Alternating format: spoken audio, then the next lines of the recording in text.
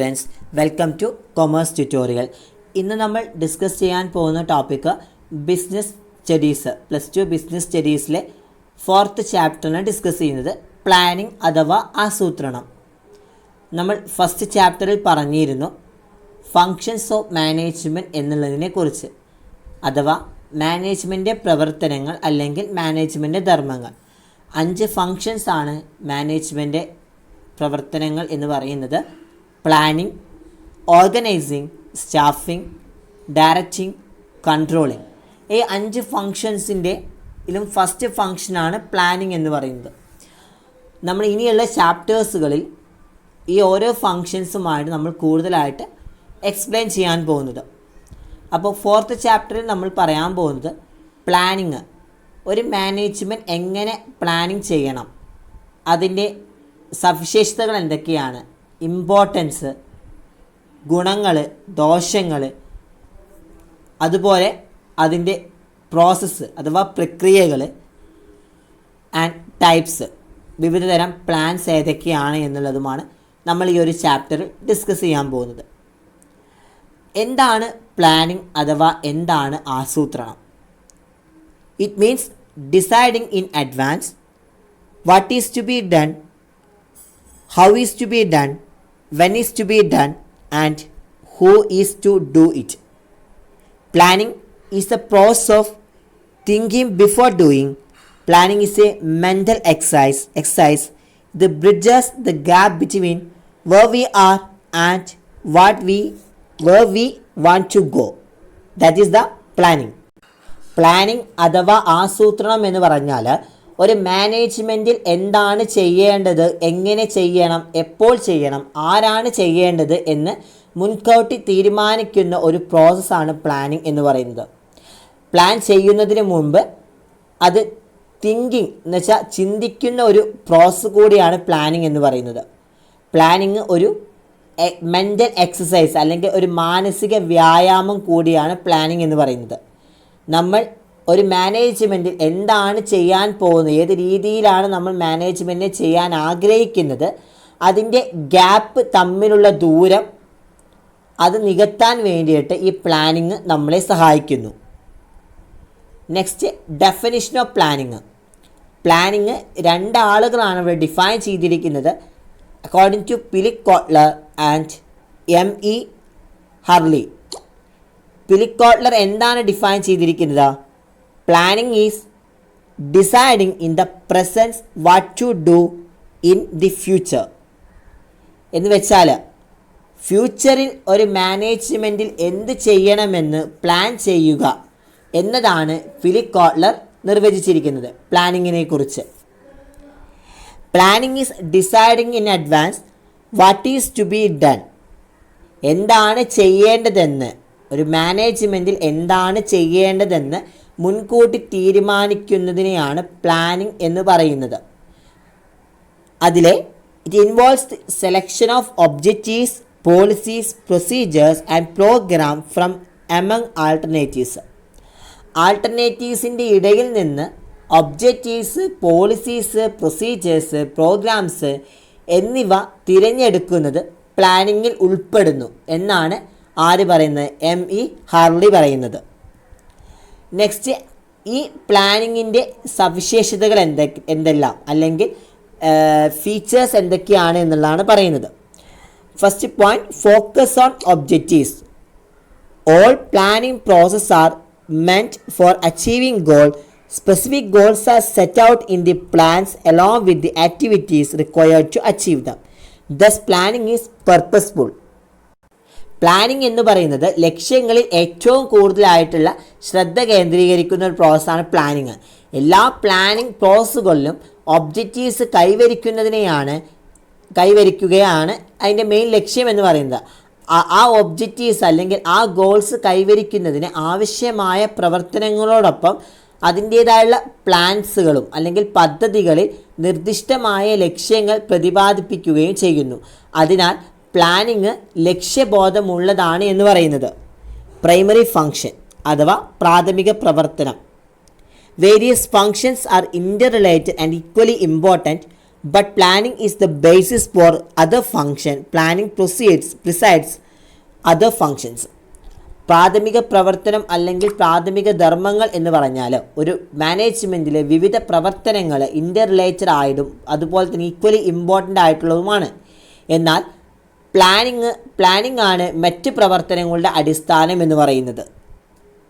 Next, pervasive. Planning is required at all levels of management. Top level preparing corporate plans, middle level preparing departmental plans, and operational plans are prepared by lower level. Pervasive എന്ന് പറഞ്ഞു കഴിഞ്ഞാൽ സർവ്വവ്യാപി അല്ലെങ്കിൽ വ്യാപകമായത് എന്നാണ് പറയുന്നത്. മാനേജ്മെൻറ്റിലെ എല്ലാ തലങ്ങളിലും planning ആവശ്യമാണ്. ഇതിന് ടോപ്പ് ലെവൽ മാനേജ്മെൻറ്റിലാണെങ്കിൽ അവിടെ കോർപ്പറേറ്റ് പ്ലാനുകൾ തയ്യാറാക്കുന്നതിന്, മിഡിൽ ലെവൽ മാനേജ്മെൻ്റ് ആണെങ്കിൽ അവിടെ ഡിപ്പാർട്ട്മെൻറ്റൽ പ്ലാൻ തയ്യാറാക്കുന്നതിന്, ലോവർ ലെവൽ മാനേജ്മെൻ്റ് ആണെങ്കിൽ അവിടെ ഓപ്പറേഷണൽ പ്ലാൻസ് തയ്യാറാക്കുന്നതിന്, ഇതിനൊക്കെ എന്താണ് നമ്മുടെ ആസൂത്രണം അല്ലെങ്കിൽ പ്ലാനിങ് ആവശ്യമാണ് എന്നാണ് പറയുന്നത്. Next, it's a continuous process. Plans are prepared for a specific period of time. All at the end of that period the next plan will start. It is a planning cycle. Planning എന്ന് പറയുന്നത് ഒരു തുടർച്ചയായ പ്രക്രിയയാണ് അല്ലെങ്കിൽ ഒരു continuous പ്രോസസ്സാണ്. ഒരു നിശ്ചിത സമയത്തേക്ക് നമ്മൾ പ്ലാനിങ് തയ്യാറാക്കുന്നു. ആ കാലയളവ് അവസാനിപ്പിക്കുമ്പോൾ അടുത്ത പ്ലാൻസ് ആരംഭിക്കുകയും ചെയ്യുന്നു. അങ്ങനെ ഒരു കണ്ടിന്യൂസ് പ്രോസസ്സാണ് ഈ പറയുന്ന പ്ലാനിങ് എന്ന് പറയുന്നത്. Next, futuristic. Planning is forward looking function based on forecasting. Planning involve looking ahead and preparing for the future. Planning എന്നത് ഫ്യൂച്ചറിസ്റ്റിക് പ്രവചനം എന്ന് വെച്ച് കഴിഞ്ഞാൽ ഫ്യൂച്ചറിസ്റ്റിക് ആയുള്ളൊരു പ്രവചനം അടിസ്ഥാനമാക്കിയിട്ടുള്ള പ്രവർത്തനമാണ് പ്ലാനിങ് എന്ന് പറയുന്നത്. മുൻകൂട്ടി നോക്കുന്നതും ഭാവിയിലേക്ക് ഒരുങ്ങുന്നതുമായിട്ടുള്ളതിനാണ് ആസൂത്രണത്തിൽ ഉൾപ്പെടുന്നത് അല്ലെങ്കിൽ പ്ലാനിങ്ങിൽ ഉൾപ്പെടുന്നത് എന്നാണ് പറയുന്നത്. Next, involves decision making. Planning involves identification and evaluation of each alternative and choosing the most appropriate one. ആസൂത്രണത്തിൽ അല്ലെങ്കിൽ പ്ലാനിങ്ങിൽ തീരുമാനമെടുക്കുന്നതും കൂടി ഉൾപ്പെടുന്നു എന്നാണ് പറയുന്നത്.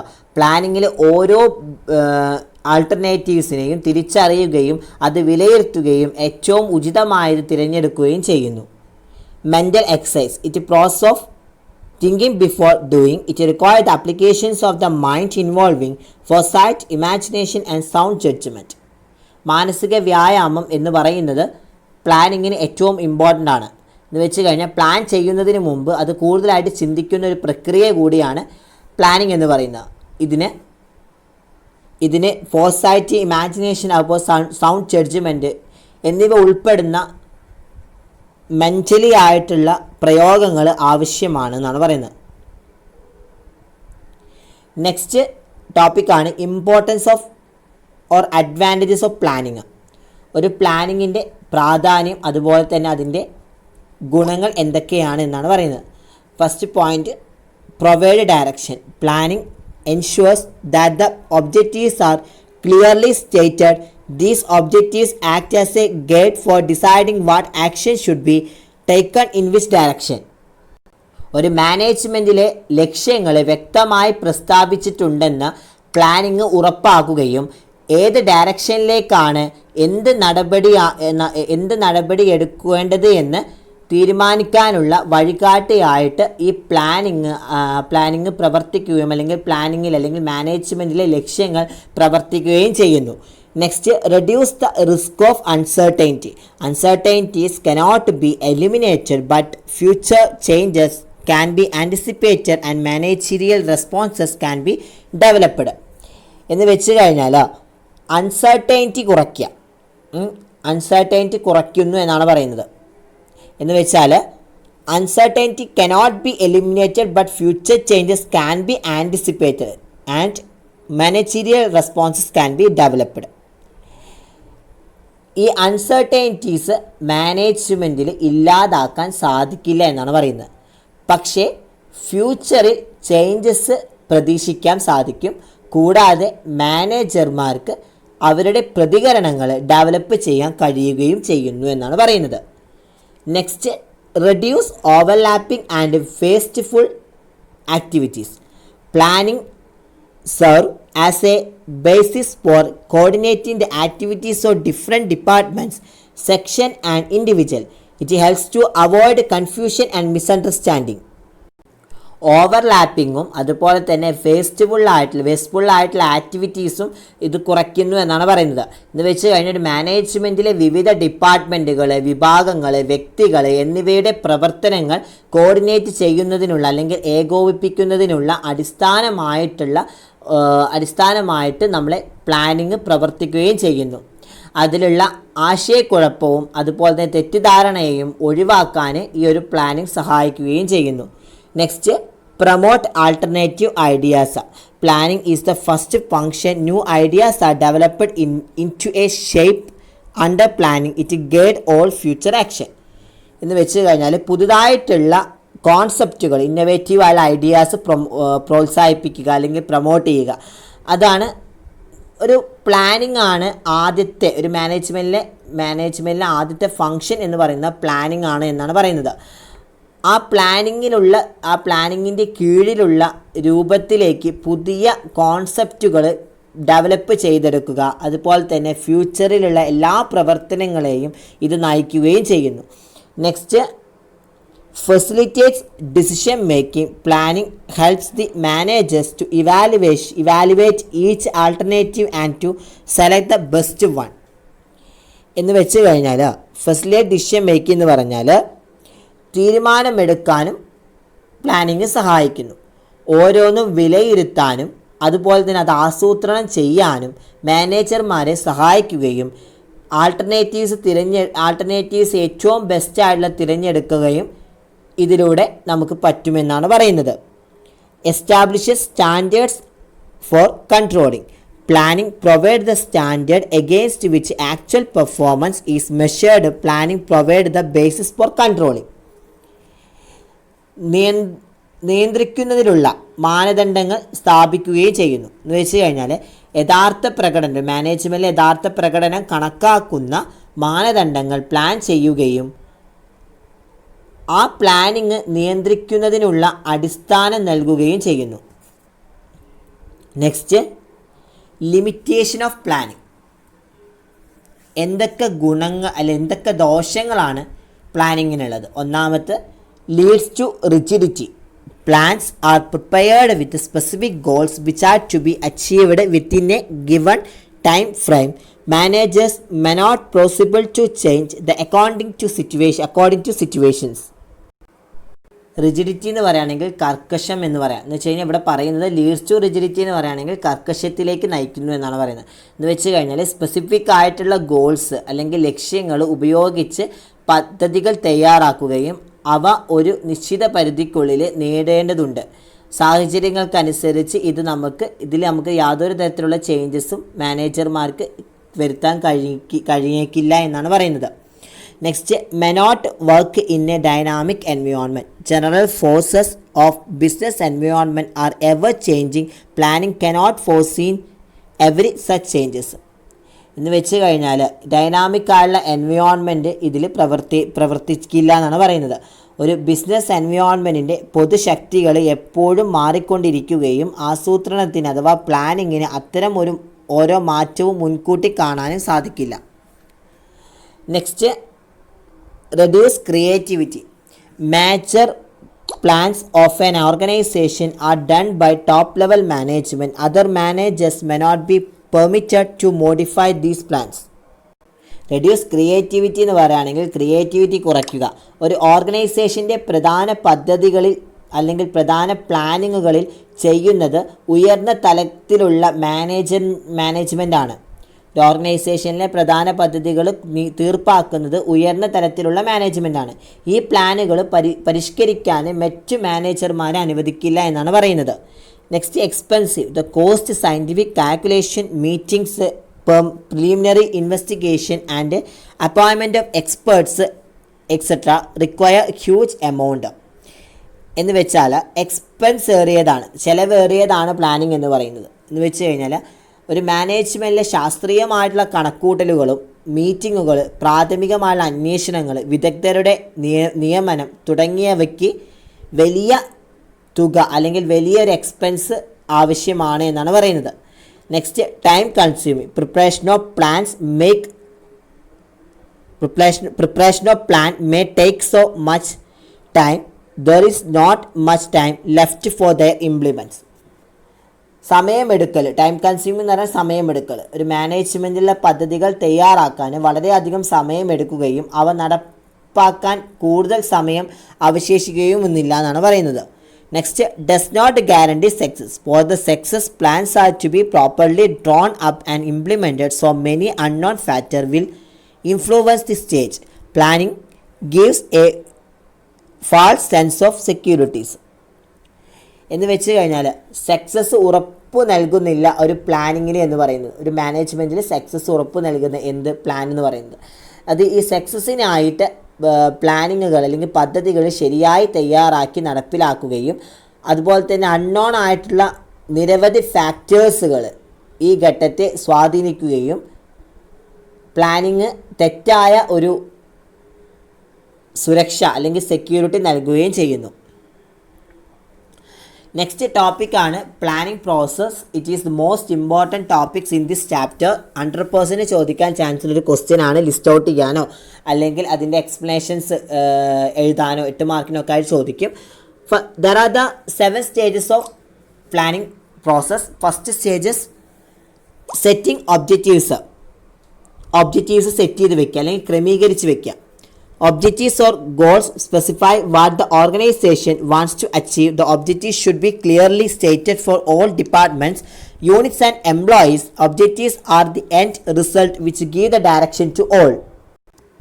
ഒരു ഓർഗനൈസേഷനിലെ ലക്ഷ്യങ്ങൾ എന്താണ് വേണ്ടതെന്ന് വ്യക്തമാക്കുകയും അത് വ്യക്തമായി നേടിയെടുക്കാൻ സഹായിക്കുകയും എല്ലാ ഡിപ്പാർട്ട്മെൻറ്റുകൾക്കും എല്ലാ യൂണിറ്റുകൾക്കും അതിൻ്റേതായുള്ള ഒബ്ജക്റ്റീവ്സ് വ്യക്തമായി പ്രസ്താവിക്കുകയും എല്ലാവർക്കും ഡയറക്ഷനായിട്ട് ഒരു ഡയറക്ഷൻ നൽകുന്ന റിസൾട്ടുമാണ് ഈ പറയുന്ന സെറ്റിംഗ് ഒബ്ജക്റ്റീവ്സ് എന്ന് പറയുന്നത്.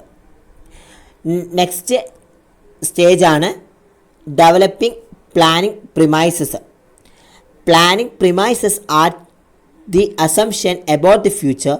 They are the basis of plan. Systematic forecasting is the basis of premises. Planning premises may be internal machineries, money, quality of employees, etc., or external political changes, technological changes, etc. ഇവിടെ പറയുന്നത് planning അതിൻ്റെ premises maximum develop ചെയ്യുക എന്ന് വെച്ച് കഴിഞ്ഞാൽ പ്ലാനിങ്ങിൻ്റെ planning premises എന്നതിനെക്കുറിച്ചുള്ള അനുമാനങ്ങളാണ് ഫ്യൂച്ചറിൽ പറയുന്നത്. അവയാണ് പദ്ധതികളുടെ അടിസ്ഥാനത്തിൽ അത് പ്രവർത്തിക്കുകയും ചെയ്യുന്നത്. ഈ പ്ലാനിങ്ങിൽ ചെയ്ത ഇൻറ്റേർണൽ ആയിട്ടുള്ള കാര്യങ്ങൾ എന്ന് വച്ചു കഴിഞ്ഞാൽ മിഷനറീസ്, അതുപോലെ തന്നെ മണി, ക്വാളിറ്റി ഓഫ് എംപ്ലോയീസ് മുതലായവയാണ്. അതുമാത്രമല്ല എക്സ്റ്റേണൽ ആയിട്ട് ചെയ്യുന്നത് പൊളിറ്റിക്കലായുള്ള ചേഞ്ചസ്, അതുപോലെ തന്നെ സാങ്കേതിക വിദ്യയിലുള്ള മാറ്റങ്ങൾ തുടങ്ങിയവ. Next, identifying alternative course of action. Identifying alternative course of action എന്ന് പറയുകയാണെങ്കിൽ all the alternative course of action to achieve the objectives should be identified. It may be either routine or innovative. If project is important, more alternatives should be identified and discussed. നമ്മൾ ആൾട്ടർനേറ്റീവ്സിനെ identify ചെയ്യുക, അതാണ് പറയുന്നത്. എന്ന് വെച്ച് കഴിഞ്ഞാൽ ആൾട്ടർനേറ്റീവ്സിനെ identify ചെയ്യേണ്ട കാര്യങ്ങളിൽ അല്ലെ എല്ലാ തരത്തിലുമുള്ള ആൾട്ടർനേറ്റീവ്സ് കോഴ്സുകളും അതിൻ്റേതായിട്ടുള്ള ഒരു ലക്ഷ്യം തിരിച്ചറിയണം. ഇത് പതിവായതോ അതുപോലെ തന്നെ പുതുമയുള്ളതോ ആകാം, എങ്കിൽ അതിൻ്റെ പ്രൊജക്റ്റ് ഇമ്പോർട്ടൻറ്റുമാണ് എന്നാണ് പറയുന്നത്. കൂടുതലായിട്ടുള്ള ആൾട്ടർനേറ്റീവ്സുകൾ സെലക്ട് ചെയ്യുകയും അല്ലെങ്കിൽ കൂടുതലായിട്ടുള്ള ആൾട്ടർനേറ്റീവ്സുകൾ ഐഡൻറ്റിഫൈ ചെയ്യുകയും അതിൽ കൂടുതലായിട്ടുള്ള എക്സ്പ്ലനേഷൻസ് കൊടുക്കുകയും ചെയ്യണം. എന്നിട്ട് evaluating alternative courses. Alternatives are evaluated by considering positive and negative aspects of each alternative. The feasibility and consequence of each alternatives are also to be considered. എന്ന് വെച്ച് കഴിഞ്ഞാൽ ഈ പറഞ്ഞ alternative course of action identify ചെയ്തതിനെ evaluate ചെയ്യുക എന്ന് വെച്ചാൽ വിലയിരുത്തുക. പോസിറ്റീവായിട്ട് പരിഗണിച്ച ആൾട്ടർനേറ്റീവ്സുകളെ വിലയിരുത്തുകയും ഒപ്പം ഓരോ ആൾട്ടർനേറ്റീവ്സിൻ്റെയും നെഗറ്റീവ് വശവും ഓരോന്നിൻ്റെയും സാധ്യതയെയും അതിൻ്റെ പരിണിത ഫലങ്ങളെയും നമ്മൾ ആൾട്ടർനേറ്റീവ്സിലും പരിഗണിക്കേണ്ടതാണ് എന്നാണ് പറയുന്നത്.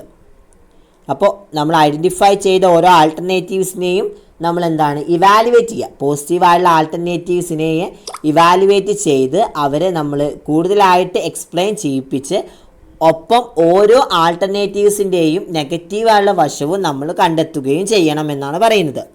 എന്തിലൂടെ? ഇവാലുവേറ്റ് ചെയ്തിട്ട്. Next, selecting the best alternatives. This is the point of decision making. The ideal plan is to be selected. It would be the plan with the most feasible, profitable and with the least negative consequence. Best ആയിട്ടുള്ള ആൾട്ടർനേറ്റീവ്സിന് തിരഞ്ഞെടുക്കുക എന്ന് വെച്ച് കഴിഞ്ഞാൽ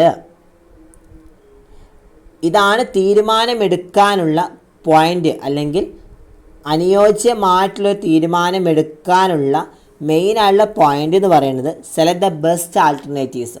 അതെങ്ങനെയാണ് അനുയോജ്യമായ ഒരു തീരുമാനം എടുക്കുന്നത് എന്ന് വെച്ച് കഴിഞ്ഞാൽ ഏറ്റവും പ്രായോഗികവും അതുപോലെ തന്നെ പ്രോഫിറ്റബിൾ കുറഞ്ഞതുമായ പ്ലാനിങ് ആയിരിക്കും വരുന്നത്, നെഗറ്റീവായിട്ടുള്ള ഫലങ്ങൾ നമുക്ക് തരുന്നത്. അപ്പോൾ അതിൽ നമുക്ക് പോസിറ്റീവായിട്ടുള്ള കാര്യങ്ങളെ തിരഞ്ഞെടുക്കാൻ, ബെസ്റ്റായുള്ള ആൾട്ടർനേറ്റീവ്സ് തിരഞ്ഞെടുക്കാൻ സഹായിക്കുകയും ചെയ്യുന്നു. Next, implementing the plan. It is concerned with putting the plan into action. The resources required to implement the selected plan are to be organised. അടുത്തത്, നമ്മൾ ഈ സെലക്ട് ചെയ്ത ആൾട്ടർനേറ്റീവ്സിൻ്റെ പ്ലാൻസ് അതെന്താണ് ഇംപ്ലിമെൻറ്റ് ചെയ്യുക, നടപ്പിലാക്കുക എന്ന് വെച്ച് കഴിഞ്ഞാൽ ഇവിടെ പറയുന്നത് ചില പ്ലാനുകൾ അല്ലെങ്കിൽ ചില പദ്ധതികൾ നടപ്പിലാക്കുന്നതുമായി ബന്ധപ്പെട്ടതാണ്. എന്താണോ നമ്മൾ തിരഞ്ഞെടുക്കുന്ന പ്ലാന് അത് നടപ്പിലാക്കാൻ ആവശ്യമായുള്ള റിസോഴ്സുകൾ സംഘടിപ്പിക്കുക. Last and final stage, follow up action. Evaluating the effectiveness of the implemented plan is called follow-up action. It helps to find out the drawbacks and to make necessary actions. Follow up നടപടികൾ എന്ന് പറഞ്ഞു കഴിഞ്ഞാൽ നടപ്പിലാക്കിയ പ്ലാനിങ്ങുകളുടെ അല്ലെങ്കിൽ പ്ലാൻസിൻ്റെ ഫലപ്രാപ്തി വിലയിരുത്തുന്നതിനെ വിളിക്കുന്ന പേരാണ് അല്ലെങ്കിൽ ഇതാണ് ഫോളോ അപ്പ് ആക്ഷൻ എന്ന് പറയുന്നത്. It helps to find out the drawbacks and to make the unnecessary actions എന്ന് പറഞ്ഞു കഴിഞ്ഞാൽ എന്താണ്, നമ്മുടെ പോരായ്മകൾ കണ്ടെത്തുന്നതിനും ആവശ്യമായുള്ള നടപടികൾ എടുക്കുന്നതിനും ഈ പ്ലാനിങ് നമ്മളെ സഹായിക്കുന്നു എന്നാണ് പറയുന്നത്. അപ്പോൾ പ്ലാനിങ്ങിൻ്റെ പ്രോസസ്സ് എന്ന് പറഞ്ഞാൽ ഒന്നാമത്തെ പ്രോസസ്സ് എന്ന് പറഞ്ഞാൽ എന്തായിരുന്നു, സെറ്റിംഗ് ഒബ്ജക്റ്റീവ്സ്. രണ്ടാമത്തെ developing planning premises. Third one, identifying alternative course of action. Fourth one, evaluating alternative courses. And fifth one, selecting the best alternatives. Then implementation of the plan. Then follow up action. Next topic ആണ് types of plans അഥവാ kinds of plans. ഇതിൽ important ആയ ടോപ്പിക്കാണ് types of plans. അത് 2 മാർക്കിനായിട്ട് ചോദിക്കാം, അതുപോലെ തന്നെ 8 മാർക്കിനും ചോദിക്കാം, ഏത് രീതിയിലും ചോദിക്കാൻ ചാൻസ് ഉള്ളൊരു ക്വസ്റ്റ്യനാണ്. 1 വേർഡും ചോദിക്കാൻ ചാൻസ് ഉണ്ട്. അപ്പോൾ ഈ ടൈപ്സ് ഓഫ് പ്ലാനിനെ നമ്മൾ 2 ആയിട്ട് ഡിവൈഡ് ചെയ്തിട്ടുണ്ട്. സ്റ്റാൻഡിങ് പ്ലാനിങ് എന്നും സിംഗിൾ യൂസ് ഓഫ് പ്ലാനിങ് എന്നും. സ്റ്റാൻഡിങ് പ്ലാൻസിനെ നമ്മൾ 5 ആയിട്ട് ഡിവൈഡ് ചെയ്തു. Objectives, strategy, policy, procedure, method, rule. Single use of plan 2 ആയിട്ട് ഡിവൈഡ് ചെയ്തിരിക്കുന്നു. പ്രോഗ്രാം, ബജറ്റ് എന്നിവ. First one, standing plan. Under repeatedly in situation of similar nature, repetitive in nature, they serve as ready guides to action. Example, objectives, policies, procedures, rules. Standing പ്ലാനുകൾ എന്ന് പറഞ്ഞു കഴിഞ്ഞാൽ സമാന സ്വഭാവമുള്ള സാഹചര്യങ്ങളിൽ ആവർത്തിച്ചിട്ട് യൂസ് ചെയ്യുന്ന ഒരു ഗൈഡുകൾ അല്ല ആവർത്തിച്ച് യൂസ് ചെയ്ത് പ്രവർത്തിക്കുന്നതിനുള്ള ഒരു ഗൈഡുകളാണ് നമ്മൾ ഈ പറയുന്ന സ്റ്റാൻഡിംഗ് പ്ലാൻ എന്ന് പറയുന്നത്. ഉദാഹരണത്തിന് പോളിസീസ്, പ്രൊസീജിയേഴ്സ്, അതുപോലെ തന്നെ റൂൾസ്, ഇതൊക്കെ പറയാം. ഈ സ്റ്റാൻഡിംഗ് പ്ലാനിൽ വരുന്ന കാര്യങ്ങളാണ് ഒന്നാമത്തത് ഒബ്ജക്റ്റീവ്. ഒബ്ജക്റ്റീവ് എന്ന് പറയുകയാണെങ്കിൽ end result which the management seek to achieve by its operation. These are goals established to guide the effort. Objectives are the destination of the organization. Example, increase in sales by 10%, earn 20% profit. Objectives അഥവാ ലക്ഷ്യങ്ങൾ എന്ന് പറഞ്ഞു കഴിഞ്ഞാൽ മാനേജ്മെൻറ്റിൻ്റെ പ്രവർത്തനത്തിലൂടെ നേടാൻ ആഗ്രഹിക്കുന്ന അന്തിമ ഫലങ്ങൾ, ആ അന്തിമ ഫലങ്ങൾ നയിക്കാനും അത് സ്ഥാപിച്ചതും കൂടിയാണ് ഈ ഒബ്ജക്റ്റീവ്സ് എന്ന് പറയുന്നത്. ഈ ഒബ്ജക്റ്റീവ്സിൻ്റെ ലക്ഷ്യസ്ഥാനം ഒരു ഓർഗനൈസേഷൻ ആണെന്നാണ് പറയുന്നത്. ഉദാഹരണത്തിന് വിൽപ്പനയിൽ അല്ലെങ്കിൽ സെയിൽസിൽ 10% വർധനവും 20% ലാഭം നേടുക, അതാണ് ഒരു ഒബ്ജക്റ്റ് എന്ന് പറയുന്നത്. നെക്സ്റ്റ് സ്ട്രാറ്റജി എന്ന് പറയുകയാണെങ്കിൽ specific programmes of action for accomplishment of organisational goal. Strategies are the plans prepared on the basis of competitors plans. Example, expansion of market, increasing marketing shares, etcetera.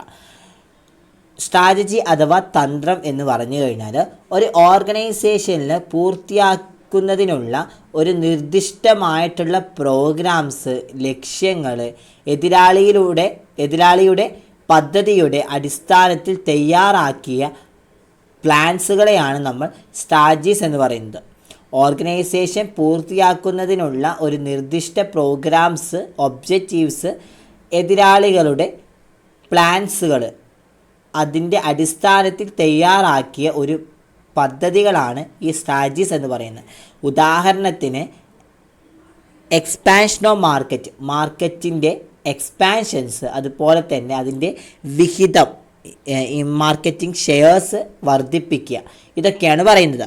Next policy, general statements formulated to provide guidelines to managers for taking various decision. Example, appointment are made on merit base only. Policy എന്ന് പറഞ്ഞു കഴിഞ്ഞാൽ policy എടുക്കുന്നതിന് മാനേജർമാർക്ക് മാർഗനിർദ്ദേശങ്ങൾ നൽകുന്നതിനായി രൂപീകരിച്ച പ്രസ്താവനകൾ, വിവിധ തീരുമാനങ്ങൾ, ഇതൊക്കെയാണ് പോളിസീസ് അഥവാ നയങ്ങൾ എന്നതുകൊണ്ട് ഉദ്ദേശിക്കുന്നത്. ഉദാഹരണത്തിന് നിയമനങ്ങൾ, അപ്പോയിൻമെൻറ്റ്സുകൾ മെറിറ്റ് അടിസ്ഥാനത്തിൽ മാത്രമാണ് കൊടുക്കുന്നത് ഒരു ഓർഗനൈസേഷൻ്റെ കേസിൽ. Next procedures, series of steps established to accomplish a specific project. It prescribes the exact manner in which the policies are to be implemented. ഇവിടെ പറയുന്നത് ഒരു നിർദ്ദിഷ്ട പ്രൊജക്റ്റ് എന്ന് വെച്ച് കഴിഞ്ഞാൽ ഒരു സ്പെസിഫിക് ആയിട്ടുള്ള പ്രൊജക്റ്റ് നിറവേറ്റുന്നതിനായി സ്ഥാപിച്ച ചില ഘട്ടങ്ങളുടെ ഒരു പരമ്പര, അതാണ് ഈ പ്രൊസീജിയർ എന്നതുകൊണ്ട് നിർദ്ദേശിക്കുന്നത്. അതിലുള്ള നയങ്ങൾ അഥവാ ഈ പറയുന്ന പോളിസികൾ നടപ്പാക്കേണ്ടത് കൃത്യമായ രീതിയിൽ നടപ്പാക്കണമെന്നാണ് പറയുന്നത്. അതാണ് നമ്മുടെ ഈ പ്രൊസീജിയേഴ്സ് എന്നതുകൊണ്ട് ഉദ്ദേശിക്കുന്നത്. നെക്സ്റ്റ് മെത്തേഡ് അഥവാ രീതി, formalised and standardised way of accomplishing repetitive and routine jobs, detailed and specific guidelines for day to day action. Example, training method. Method എന്ന് പറയുകയാണെങ്കിൽ ആവർത്തിച്ചിട്ടുള്ളതും ഡേ ടു ഡേ ആയിട്ട് നിറവേറ്റുന്നതിനുള്ള ഫോമലായിട്ടുള്ള നിലവാരമുള്ളതുമായിട്ടുള്ള ഒരു മാർഗം അല്ലെങ്കിൽ ഒരു ജോബാണ് ഈ മെത്തേഡ് എന്ന് പറയുന്നത്. അതുപോലെ തന്നെ ഡേ ടു ഡേ ആയിട്ട് പ്രവർത്തനത്തിനുള്ള വിശദമായിട്ടും അതുപോലെ തന്നെ സ്പെസിഫിക് ആയിട്ടുമായ മാർഗനിർദ്ദേശങ്ങളും ഈ ഒരു മെത്തേഡ്സിലൂടെ പ്രൊവൈഡ് ചെയ്യുന്നുണ്ട്. ഉദാഹരണത്തിന് training method. Rule, prescribed guidelines for conducting an action. It is an action to be taken or not to be taken in a particular situation. Punch before 9 AM, no smoking. ഇവിടെ പറയുന്നത് ഒരു പ്രവർത്തനം നടത്തുന്നതിന് specific ആയിട്ടുള്ള മാർഗനിർദ്ദേശങ്ങളുണ്ട്. ഇത് സ്വീകരിക്കേണ്ട ഒരു നടപടിയാണ് അല്ലെങ്കിൽ ഒരു പ്രത്യേക സാഹചര്യത്തിൽ എടുക്കരുത് എന്ന് പറയുന്ന ചില കേസുകൾ എന്താണ് അവിടെ റൂൾസ് ആണെന്നാണ് പറയുന്നത്. ഉദാഹരണത്തിന് രാവിലെ 9 മണിക്ക് മുമ്പ് നമ്മൾ പഞ്ച് ചെയ്യുക, അതുപോലെ തന്നെ പുകവലി പാടില്ല, ഇതൊക്കെ റൂളുകളിൽ വരുന്നതാണ്. Next, single use of plan developed for one time event or project of particular situation, non repetitive in nature. Example programme and budget. Single use of plan എന്ന് പറയുകയാണെങ്കിൽ ഒറ്റ ഉപയോഗ പദ്ധതി എന്ന് പറയാം. സിംഗിളായിട്ട് യൂസ് ചെയ്യുന്നത് എന്ന് വെച്ചാൽ ഒറ്റ തവണ ഒരു പ്രൊജക്റ്റിനെ പ്രത്യേകമായിട്ട് വികസിപ്പിച്ചെടുത്ത് ആ സാഹചര്യം ഒറ്റ തവണ മാത്രം എന്ത് ചെയ്യുക, ആ സിറ്റുവേഷൻ അനുസരിച്ച് പ്രവർത്തിക്കുക. അല്ലാതെ റിപ്പീറ്റേറ്റീവ് ആയിട്ട് വരില്ല. റിപ്പീറ്റേറ്റീവ് ആയിട്ട് വരുന്നത് നമ്മുടെ സ്റ്റാൻഡിങ് പ്ലാനാണ്. അതാണ് സിംഗിൾ യൂസ് ഓഫ് പ്ലാൻ എന്ന് പറയുന്നത്. അപ്പോൾ അതിൽ വരുന്ന ഘടകങ്ങളാണ് പ്രോഗ്രാംസും ബജറ്റും. പ്രോഗ്രാം എന്ന് പറഞ്ഞു കഴിഞ്ഞാൽ programmes include all the activities necessary for achieving a given objectives. It is the combination of policies, procedures, rules and budgets etcetera. Example marketing campaign, programme for recruitment etcetera. Programme എന്ന് പറഞ്ഞാൽ എന്തെങ്കിലും കാര്യം നേടുന്നതിന് ആവശ്യമായ എല്ലാ പ്രവർത്തനങ്ങളും പ്രോഗ്രാമിൽ ഉൾപ്പെടുന്നു. അത് ഉദാഹരണത്തിന് ലക്ഷ്യങ്ങൾ, അതുപോലെ തന്നെ പോളിസികൾ, പ്രൊസീജിയേഴ്സുകൾ, റൂൾസ്, ബജറ്റുകൾ എന്നിവയുടെ സംയോജനമാണ് ഈ പറയുന്ന പ്രോഗ്രാം എന്ന് പറയുന്നത്. ഉദാഹരണത്തിന് മാർക്കറ്റിംഗ് ക്യാമ്പയിനിങ്, അതുപോലെ തന്നെ റിക്രൂട്ട്മെൻറ്റിനുള്ള പ്രോഗ്രാം തുടങ്ങിയവയൊക്കെ പ്രോഗ്രാംസ് ആണ്. Next, budget. A budget is A plan as A statement of expected result expressed in numerical term. Example cash budget, sales budget, A capital budget. Budget എന്ന് പറയുകയാണെങ്കിൽ പ്രതീക്ഷിച്ച ഫലങ്ങളുടെ അല്ലെങ്കിൽ പ്രതീക്ഷിച്ച റിസൾട്ടുകളുടെ പ്രസ്താവനയായിട്ടുള്ളൊരു പദ്ധതിയാണ് ബജറ്റ്. അതൊരു സ്റ്റേറ്റ്മെൻ്റ് ആണ്. അത് നമ്മുടെ ന്യൂമറിക്കൽ ആയിട്ടുള്ള ടേംസ് എന്ന് വെച്ചാൽ സംഖ്യാപരമായിട്ടുള്ള വാല്യൂസാണ് അവിടെ കൊടുക്കേണ്ടത്. ഉദാഹരണത്തിന് ക്യാഷ് ബജറ്റ്, അതുപോലെ സെയിൽസ് ബജറ്റ്, ക്യാപിറ്റൽ ബജറ്റ് തുടങ്ങിയവയാണ് ബജറ്റ് എന്ന് പറയുന്നത്. അപ്പോൾ ഇന്ന് നമ്മൾ ഡിസ്കസ് ചെയ്ത ടോപ്പിക് എന്ന് പറഞ്ഞാൽ പ്ലാനിങ് എന്ന ചാപ്റ്ററിൽ എന്താണ് പ്ലാനിങ്, അതിൻ്റെ ഫീച്ചേഴ്സ് എന്താണ്, ഇമ്പോർട്ടൻസ് എന്താണ്, ലിമിറ്റേഷൻ എന്താണ്, പ്രോസസ്സ്, പിന്നെ ടൈപ്സ്. ഇതിൽ ഏറ്റവും ഇമ്പോർട്ടൻ്റ് വൺ ആയിട്ടുള്ളത് ലിമിറ്റേഷൻ, അഡ്വാൻറ്റേജസ്, അതുപോലെ പ്രോസസ്സ് ആൻഡ് ടൈപ്സ്. 100% ചോദിക്കാൻ ചാൻസുള്ള ക്വസ്റ്റ്യൻസ് ആണ്. അപ്പോൾ എല്ലാവരും നന്നായിട്ട് പഠിക്കുക. എന്തെങ്കിലും തരത്തിലുള്ള ഡൗട്ട് ഉണ്ടെങ്കിൽ താഴെ കമൻറ്റ് ബോക്സിലിടുക. വീഡിയോ ഇഷ്ടപ്പെട്ടെങ്കിൽ ലൈക്ക് ചെയ്യുക, ഷെയർ ചെയ്യുക, സബ്സ്ക്രൈബ് ചെയ്യുക. Thank you my dear students.